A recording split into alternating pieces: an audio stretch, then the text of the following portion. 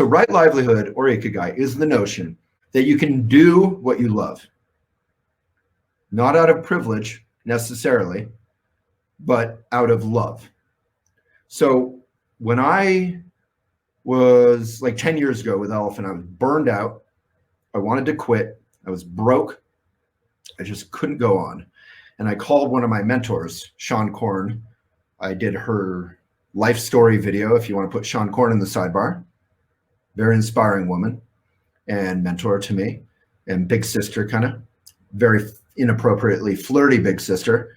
And she said, Waylon, if you or I woke up tomorrow and we couldn't make a dime what we're doing right now, I have bad news for you. You would still keep doing it. Even if you had to get another job, had to do whatever, you are stuck doing this because it's what you love.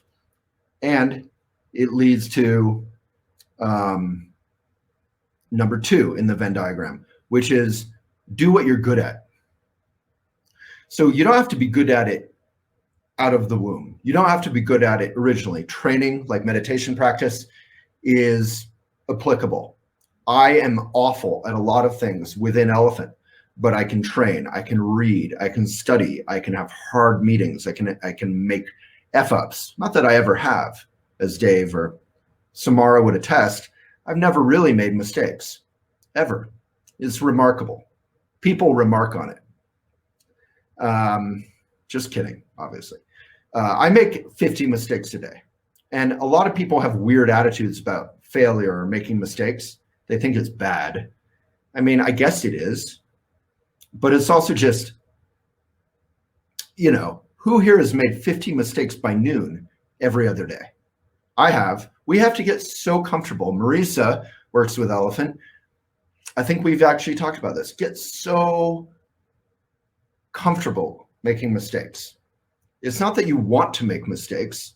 Oh, I love making mistakes. I'm going to make mistakes intentionally. But stop viewing failure as a failure. View failure, and I know this sounds like a little wisdom on your tea thing, but view failure as an opportunity to learn. Because why? Because the through line is that you care. If you're in right livelihood, you don't give up when you fail. You still care. So you can't give up. So you regard failure as a push to learn. It's not even just that you laugh at mistakes. It's not that you kind of find your way around them. It's that, oh, I made a mistake, but I still care. So I have to learn. I have to digest this mistake. I have to absorb it. It's an opportunity for growth. So it's easy for us to say that, but when we mess up, we still have to go forward. I'm still going through right livelihood. So love what you're good at. And again, that doesn't have to be what you're inherently good at. Although there are parts of Elephant that I'm inherently good at, there are parts of Elephant that I'm inherently bad at. An Elephant being running a company, having a staff, I'm awful at kind of a lot of that, or ignorant. But the communication part, the writing part, the sharing part, that part I'm sort of naturally good at. I say sort of because even there I had to learn a lot, but I'm naturally inclined toward it.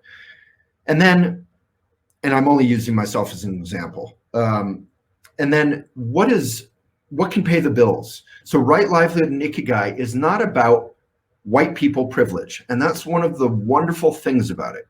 It's about anyone. So I was not born with a silver spoon in my mouth, but I was born with certain privilege.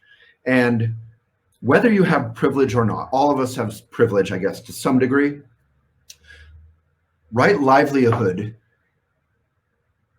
part of it is that it has to pay the bills. Paying the bills in the Buddhist tradition is considered a virtue. Avoiding your bills, like our president, not paying middle-class folks who have done hard work, he was infamous for it, is not a virtue. It's not kind. It's not responsible. So paying your bills is a virtue, and I love that we don't view money as this sort of uncomfortable thing we don't talk about. Paying your bills is a virtue. So that's the third part of right livelihood, is that you have to find something you're good at, something you love, but it also has to pay the bills. And notice, I may love ballet. It could pay the bills if I'm a famous ballerina. but I'm no good at it. And I'm 45, so I'm probably not going to become good at it.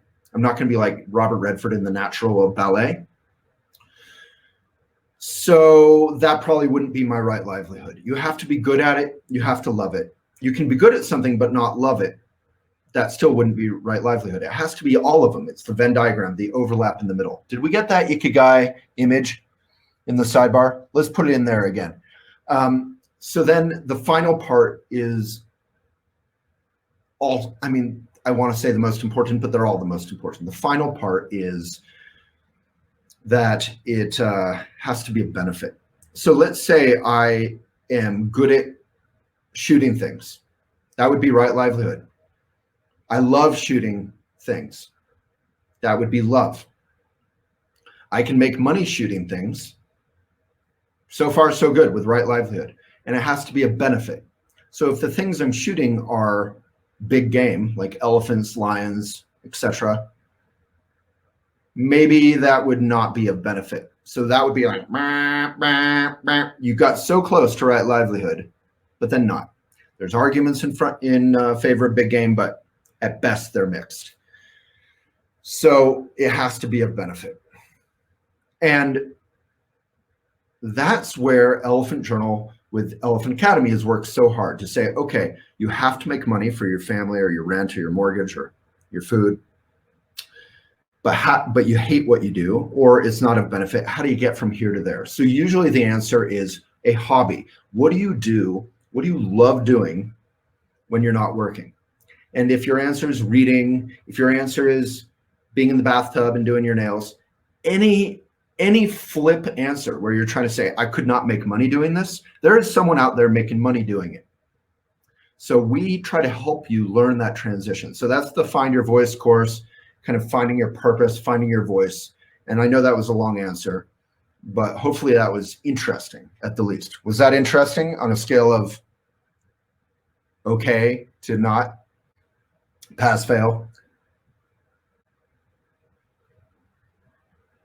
It's basic, but a lot of things are basic that we overlook, right? We have this weird condescending attitude about basic. We say, oh, I know all that, because basic things are often true. That's why they're basic. Meanwhile, we're living over here, not doing them. So if we're not doing something basic and we hear something basic and we say that's basic, but we're not doing it, it's actually quite profound. Something can be basic and profound.